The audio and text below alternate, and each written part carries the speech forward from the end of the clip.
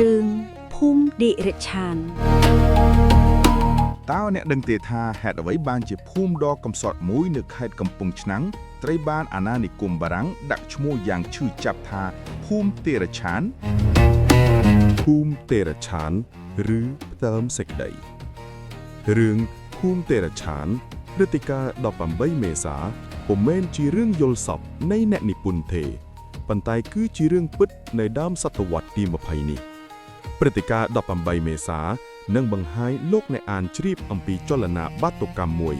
ប្រឆាំងទល់នឹងអាណានិគមបារាំងសែនៅឆ្នាំ1925ចលនានេះមានសភាពខូក្រៅគួរឲ្យរំភើបក្រៃលែងដែលបានផ្ទុះឡើងពីចំណោមកសិករខ្មែរដ៏សុទ្ធសាធុនៅភូមិក្រាញ់លាវស្រុករឡាបាអ៊ីខេត្តកំពង់ឆ្នាំងក្រោមការដឹកនាំនៃញាក់ក្លាហាន2ញាក់គឺឈ្មោះជួនមួយនិងឈ្មោះនៅមួយដែលមានដើមកំណើតនិងទីលំនៅនៅភូមិបន្ទាយអំពិលឃុំព្រៃខ្មែរស្រុករឡាបាអ៊ីខេត្តកំពង់ឆ្នាំងពួកបាតុកម្មបានសម្លាប់លោកបារាំងម្នាក់ឈ្មោះ Bardes ដែលធ្វើជា Resident នៅខេត្តកំពង់ឆ្នាំងហើយនឹងអ្នកបកប្រែភាសាម្នាក់ទៀតឈ្មោះសួនព្រមទាំងទាហានរក្សាស្រុកម្នាក់ទៀតឈ្មោះឡាចដែលបានទៅតាមបារាំងនៅពេលនោះពិតមែនតែអ្នកសិក្សាខ្មែរភាគច្រើនមិនសូវបានដឹងឮព្រឹត្តិការណ៍នេះប៉ុន្តែបើតាមយោបល់ផ្ទាល់យើងខ្ញុំ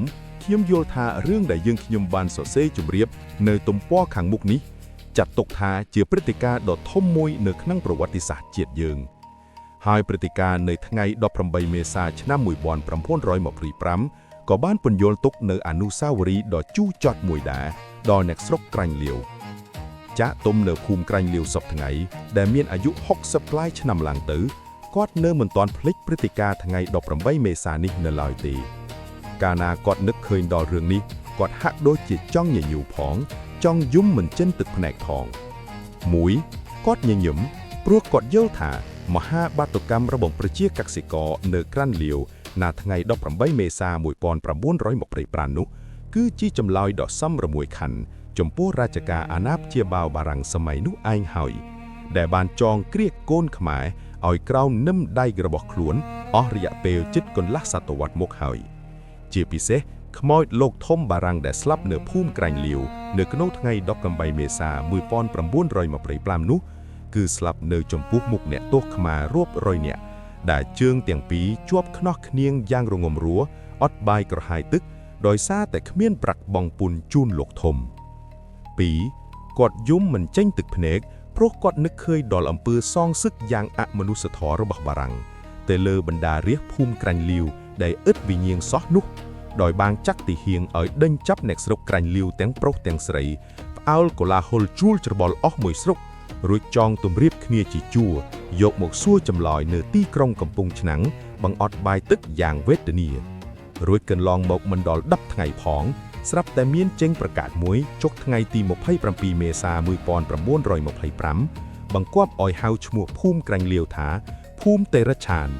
ព្រោះគេសន្មត់ពួកបាតុករថាជាសត្វតិរិឆានមិនស្គាល់ខុសត្រូវហ៊ានសម្លាប់លោកដ៏ជាធំ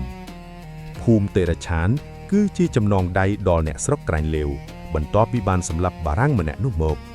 ភូមិតិរិឆានគឺជាគេមរតករបស់អាណានិគមបារាំងសែបន្ទាប់ពីបានចូលមកទឹកកកប្រជាជនខ្មែរនៅចុងសតវត្សទី19ប៉ុន្តែបើតាមយោបល់យឿនខ្ញុំបាទភូមិតិរិឆានគឺជាភូមិតិរិឆានជាន់ខ្ពស់ដែលសត្វតិរិឆាននៅក្នុងភូមិនេះបានខិតខំរើបបំរាស់ពីក្រោមនឹមដែកដើម្បីទាមទារនៅអ្វីមួយដែលមនុស្សលោកត្រូវការចង់បានគ្រប់គ្នាប្រយោជន៍ឲ្យបានរស់នៅសមរម្យនិងពេញលក្ខណៈជាមនុស្សឡើងវិញសំណួរតាក់ទងនឹងអត្ថបទខាងលើ 1. តើព្រឹត្តិការណ៍18មេសា1925គឺជាព្រឹត្តិការណ៍អ្វីហើយបានកើតឡើងនៅទីណា 2. តើអ្នកណាខ្លះជាមេដឹកនាំនៃចលនាបាតុកម្មនៅភូមិក្រាំងលាវហើយពួកគេមានដើមកំណើតនៅឯណា 3. ក្នុងព្រឹត្តិការណ៍នោះតើមានជនជាតិបារាំងនិងអ្នកបម្រើបារាំងរូបណាខ្លះត្រូវបានក្រុមបាតុករសម្លាប់ 4. តើមូលហេតុអ្វីបានជារដ្ឋបាលអាណានិគមបារាំងបង្គាប់ឲ្យប្តូរឈ្មោះភូមិក្រាំងលាវទៅជាភូមិតិរិឆាន